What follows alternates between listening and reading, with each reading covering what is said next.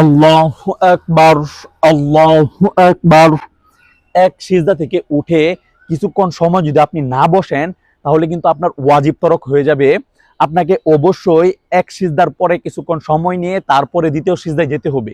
ওয়াদ-দুহা ওয়াল-লাইলি ইযা সাজা মা ওয়াদ্দাআকা রাব্বুকা ওয়া মা ক্বালা। নামাজে এভাবে শরীর ঝাঁকানো যাবে না। কেরাতের তালে তালে বা অন্য কোনো ভাবে যদি শরীর এভাবে ঝুঁকান তাহলে কিন্তু হবে না। একদম সোজা থাকবে, তারপর আপনি কেরাত পড়বেন। ইন্নাল্লাযীনা আমানু ওয়া আমিলুস সলিহাতি সায়াজআলু লাহুমুর রহমানু উদ্দা। অনেকেই নামাজের কেরাত মনে মনে পড়েন। নামাজের কেরাত মনে মনে পড়লে হবে না, মুখে মুখে পড়তে হবে, অন্তরে পড়লে হবে না। নাওয়াইতু আন উসাল্লিয়া লিল্লাহি তাআলা রাকআতাই সলাতিল ফাজরি। নামাজে মুখে নিয়ত করা জরুরি নয়, কিন্তু মনে মনে নামাজের নিয়ত থাকা জরুরি। সুবহান রাব্বিয়াল আ'লা, সুবহান রাব্বিয়াল আ'লা। আল্লাহু আকবার।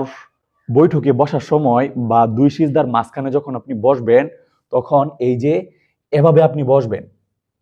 আল্লাহু আকবার, সুবহান রাব্বিয়াল আযীম। এই যে হাতগুলো দেখেন আমি কিভাবে ধরছি, হাতগুলো এই যে এভাবে ছড়ানো থাকবে, তারপর হাঁটুতে এই যে এভাবে ধরবেন আর হাতগুলো সোজা করবেন এবং মাথা সোজা রাখবেন। এভাবে আপনারা রুকু করবেন। আল্লাহু আকবার, সুবহান রাব্বিয়াল আ'লা।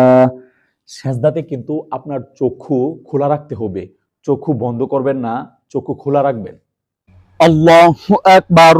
আপনি যখন হাত বাঁধবেন তখন আপনার বাম হাতের উপর ডান হাত দিয়ে এভাবে ধরে তারপরে আপনার হাতগুলো রাখবেন।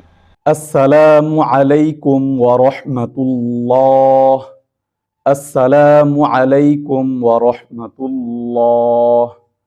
রাসূল সাল্লাল্লাহু আলাইহি ওয়াসাল্লাম যখন সালাম ফিরাতেন নামাজে, তার মুখমণ্ডল এতটুকু ঘোরাতেন, পেছন থেকে সাহাবায়ে কেরাম সুন্দর করে তার গাল মুবারক দেখতে পারতেন।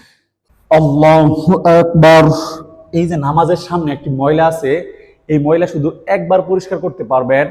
একবারের বেশি যদি পরিষ্কার করেন তাহলে কিন্তু নামাজের সমস্যা হবে। একবার পরিষ্কার করবেন।